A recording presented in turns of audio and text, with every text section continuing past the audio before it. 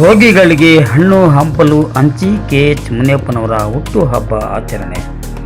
ರೋಗಿಗಳಿಗೆ ಹಣ್ಣು ಹಂಪಲು ವಿತರಿಸುವುದರ ಮೂಲಕ ಆಹಾರ ಮತ್ತು ನಾಗರಿಕ ಸರಬರಾಜು ಸಚಿವರಾದ ಶ್ರೀ ಕೆಎಚ್ ಮುನಿಯಪ್ಪನವರ ಹುಟ್ಟುಹಬ್ಬವನ್ನು ಆಚರಿಸಲಾಯಿತು.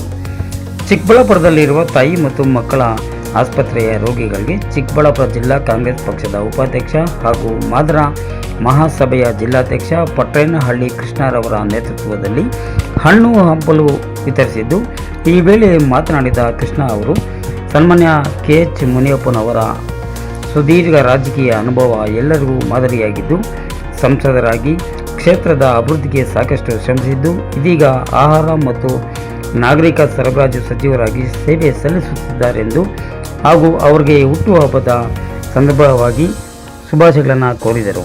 ಈ ಸಂದರ್ಭದಲ್ಲಿ ಮುಖಂಡರಾದ ಲಾಯರ್ ನಾಣಸ್ವಾಮಿ ಸೇರಿದಂತೆ ಮತ್ತಿತರರು ಉಪಸ್ಥಿತರಿದ್ದರು.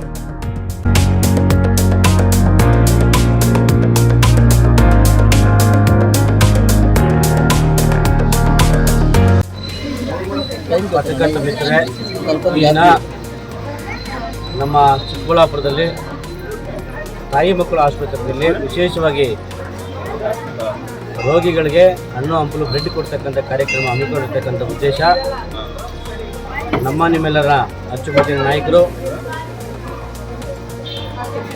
ಅಖಿಲ ಭಾರತ ಕಾಂಗ್ರೆಸ್ ಸಮಿತಿಯ ರಾಷ್ಟ್ರೀಯ ನಾಯಕರು, ಹಾಗೆಯೇ ನಮ್ಮ ಕರ್ನಾಟಕ ರಾಜ್ಯ ಮಾದಾರ ಮಹಾಸಭಾದ ರಾಜ್ಯಾಧ್ಯಕ್ಷರಾಗಿರ್ತಕ್ಕಂಥ ಶ್ರೀಮಾನ್ ಕೆಎಚ್ ಮುನಿಯಪ್ಪನವರ ಹುಟ್ಟುಹಬ್ಬದ ಪ್ರಯುಕ್ತ ಅವರಿಗೆ ಶುಭವಾಗಲಿ, ಅವರಿಗೆ ಮತ್ತಷ್ಟು ಆರೋಗ್ಯ ಐಶ್ವರ್ಯ ಕೊಡಲಿ.